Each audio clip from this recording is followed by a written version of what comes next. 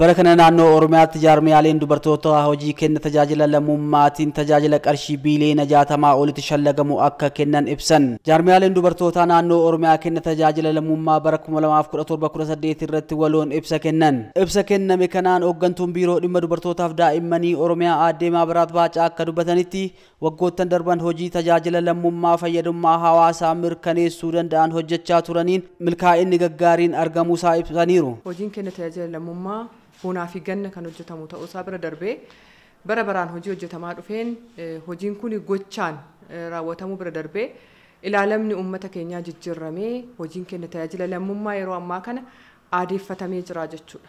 Aadaa ta'ee jira jechuudha hawaasa keenya biratti.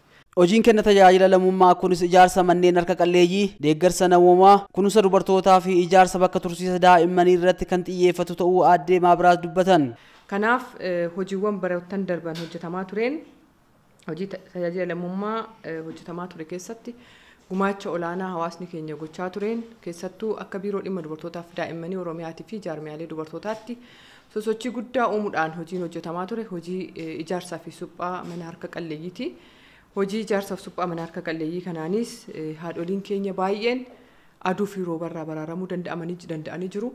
Daa'imman keenya baay'een immoo deeggarsa meeshaalee barnootaa argachuudhaan carraa manneen barnootaa keessatti argachuu qaban yookaan carraa barumsaa argachuu qaban akka argatan taasifamee. Kenna tajaajila lammummaa bara 2016-17 hojjetamaa tureen hawaasni miiliyoonni 10.7 irratti hirmaatee tajaajilli qarshii biiliyoona 57.7 shallagamu hawaasa miiliyoona 13.8 kennamuusaa ibsanii bara 2017-18 tti hawaasni miiliyoonni 12.8 hirmaachisuun lammiilee miiliyoona 16.5 tajaajilli qarshii biiliyoona 60.2 shallagamu akka kennamuuf qophiin xumuramuusaa ibsan. Akka waliigalaatitti bara darbe hawaasa kan keenya miliyoona 10.7 hirmaachisuudhaan hawaasa miliyoona 13.8 fayyadamaa taasisuun danda'amee jira.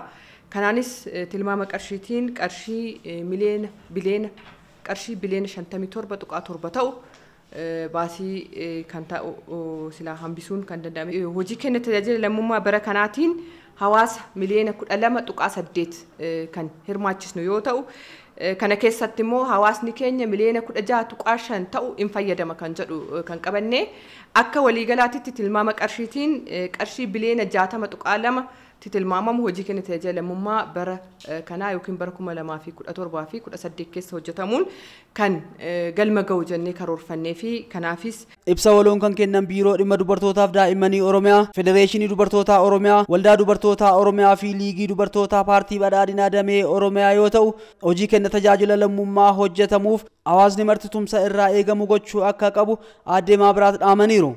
Hojiin kun maallaqa barbaada, hojiin kun ogummaa barbaada, hojiin kun humna barbaada, hojiin kun qindoomina barbaada.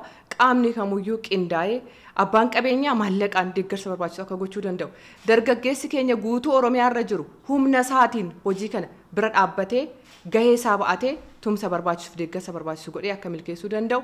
Hayyoonni keenya beekumsa qabaniin deeggarsa barbaachisuu fi tumsa barbaachisu godhanii hojii kana akka milkeessuu danda'an.